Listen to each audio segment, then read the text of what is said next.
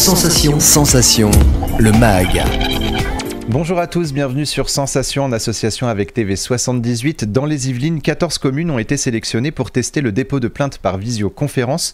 Pourquoi proposer ce dispositif ? Dans quelles conditions et situations peut-on porter plainte en visioconférence ? Pour en parler avec nous, je suis aujourd'hui avec Alexis Morin. Vous êtes commissaire de police et chef de la sûreté urbaine dans la circonscription de sécurité publique d'Élancourt. Bonjour. Bonjour. Alors, depuis le 9 mai 2023, les citoyens de 14 communes des Yvelines peuvent déposer plainte en visioconférence. C'est d'ailleurs une première en France. Pourquoi ce dispositif a-t-il été mis en place et à quels besoins répond-il ? Alors effectivement, ça a été mis en place le 9 mai donc de cette année. Donc c'est la possibilité pour les victimes de déposer plainte par visioconférence. Effectivement, c'est dans 14 communes, donc les 9 communes de la circonscription de sécurité publique d'Élancourt et les 5 communes qui sont rattachées à la brigade de gendarmerie de Magny-les-Hameaux. Et en fait, ce besoin, il s'inscrit, si vous voulez, dans la numérisation des services publics, que ce soit tous les services publics autres que la police, mais aussi la police, et cette volonté de permettre, si vous voulez, aux citoyens de pouvoir faire de plus en plus de démarches en ligne. Donc effectivement, ils pouvaient déjà, les citoyens par exemple, déclarer leurs impôts en ligne, prendre des rendez-vous médicaux en ligne, et aujourd'hui, ils peuvent aussi, pour les personnes concernées, déposer plainte en ligne.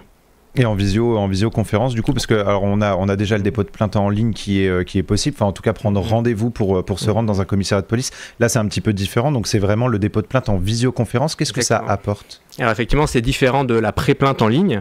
Là c'est vraiment un dispositif complet où la personne en fait va être mise en lien avec un policier pour déposer plainte, donc à travers un système de visioconférence, et recevra ensuite sa plainte par mail, on le verra, où elle devra signer, mais peut-être que je préciserai plus tard les différents types de plaintes qu'il peut y avoir.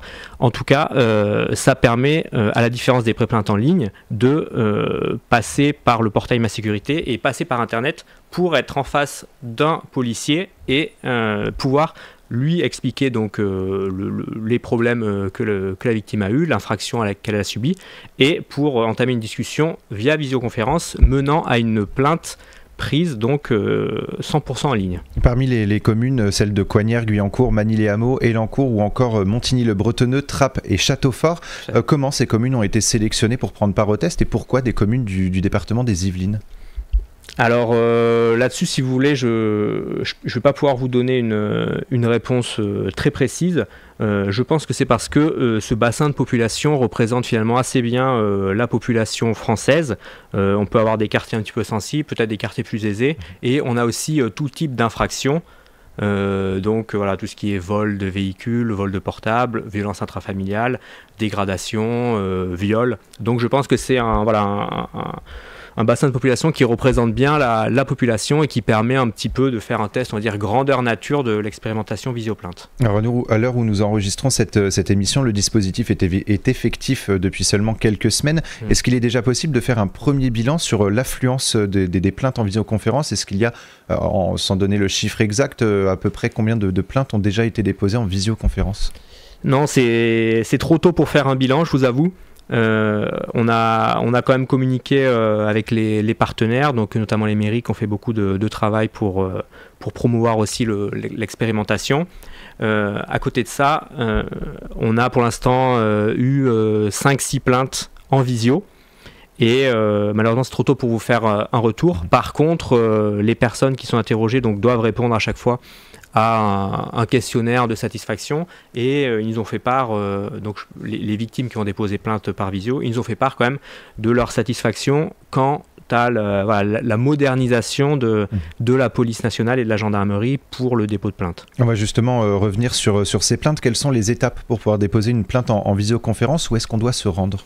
Alors, c'est assez simple et assez intuitif. Donc si vous voulez, il faut vous rendre donc, sur le portail Ma Sécurité. C'est le portail, alors c'est soit sur le site, soit une application.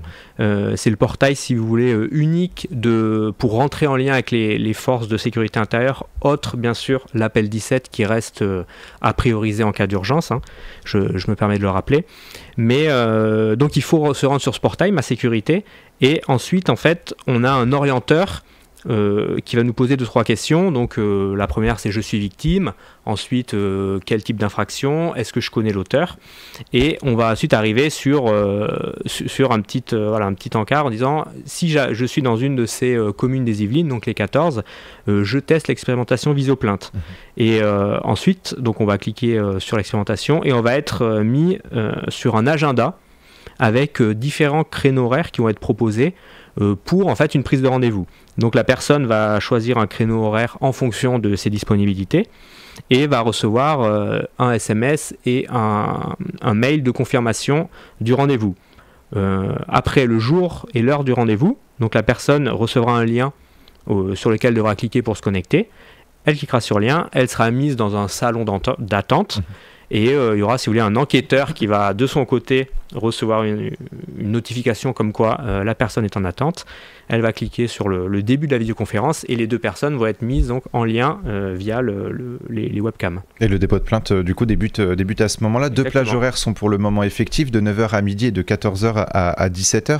Lors d'un dépôt de plainte basique, vous vous assurez notamment de la bonne identité de la personne. Comment ça se passe lors d'un dépôt de plainte en visioconférence? Alors juste pour préciser effectivement les créneaux horaires, la première semaine c'était 9h, midi, 14h, 17h. On essaie un petit peu de proposer des créneaux horaires plus larges pour que les personnes puissent prendre rendez-vous quand elles le souhaitent. Donc depuis cette semaine, il y a les créneaux entre midi et 2 qui sont aussi ouverts et très prochainement aussi des horaires de week-end. Donc là, ça demande une petite organisation opérationnelle, mais c'est ce qui est prévu en tout cas. Sachant que les collègues de la gendarmerie proposent aussi des créneaux peut-être un peu plus tard le soir et déjà le week-end. Alors vous nous avez parlé justement que le territoire, en tout cas les 14 communes sélectionnées, représentent un panel, un échantillon finalement qu'on peut retrouver dans la France entière. Quel genre de plainte on peut déposer en visioconférence? Est-ce qu'on peut déposer tout genre de plainte? Alors, au stade de l'expérimentation, il n'y a pas de limite quant aux infractions. C'est-à-dire qu'on peut déposer plainte pour tout type d'infraction. Donc que ce soit des dégradations légères ou des violences aggravées. Après, effectivement, il peut y avoir dans certains cas, pour des infractions assez graves, la nécessité de se rendre au commissariat.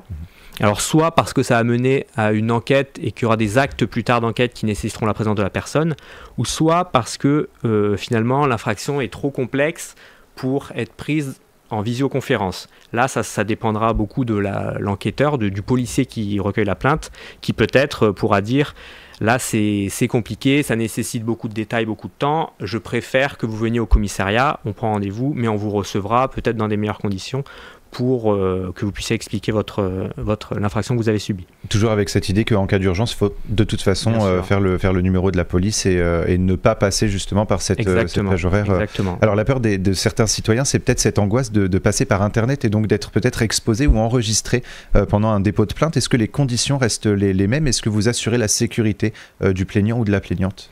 Alors oui, la sécurité du plaignant ou de la plaignante est bien entendu assurée.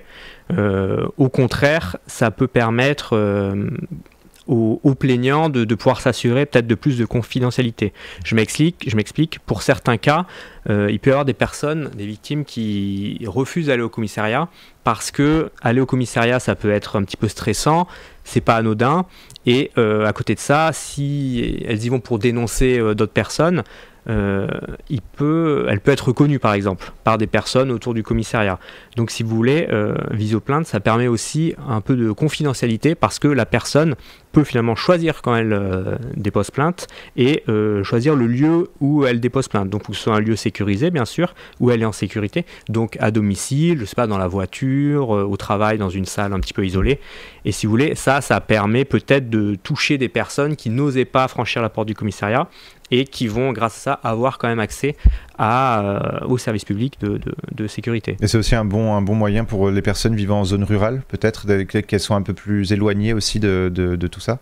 Alors oui, bien sûr, en zone rurale, et même plus largement aux personnes qui ont des emplois du temps qui sont assez chargés. Si vous voulez, l'avantage numéro 1, c'est quand même cette possibilité de gérer son temps, en fait, parce que même si on fait tout, si vous voulez, pour que le temps d'attente à l'accueil soit le plus restreint possible, des fois il y a beaucoup d'affluence, donc beaucoup d'attentes pour déposer plainte, et là ça permet vraiment aux personnes de choisir le moment, et nous on assure de notre côté que le jour et l'heure du rendez-vous, il n'y aura pas d'attente. Les dépôts de plainte sont ouverts à toutes et tous. Merci beaucoup Alexis Morin d'avoir été avec nous sur Sensation. Donc pour déposer plainte en visioconférence, ça se passe sur masécurité.intérieur.gouv.fr. Attention notamment aux sites frauduleux, c'est important de le rappeler.